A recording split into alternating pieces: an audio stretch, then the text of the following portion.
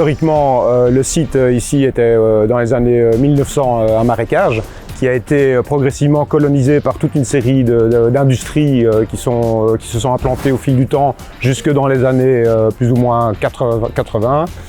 Ces industries se sont arrêtées et puis ensuite, dans les années 2000, ce nouveau quartier quelque part est apparu. Le site était effectivement bien pollué avec différents composants de pollution, métaux lourds, hydrocarbures, huiles minérales.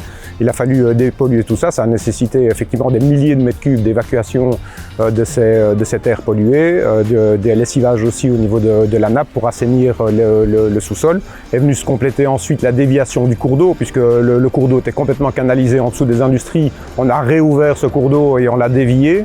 Également la déviation d'un collecteur principal des eaux usées appartenant à l'INBW. Ça, c'est les 3 gros volets d'infrastructure, mais puis ensuite effectivement tous les aménagements de surface qui sont plus ou moins pour moitié du coût de ces investissements d'espace public.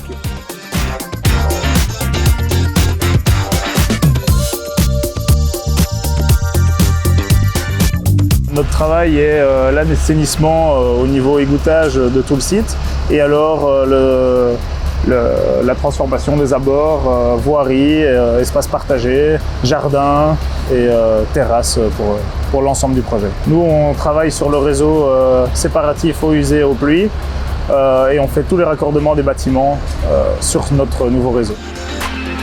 Alors c'est une réussite sur le plan vraiment urbanistique de ce point de vue d'éviter l'étalement urbain et de consommer des territoires vierges à l'urbanisation. Ici on est dans une reconversion de friches industrielles et finalement on a rendu quelque part un territoire sain au profit de plus ou moins 1000 habitants je pense sur ce nouveau quartier et de pas mal de commerces.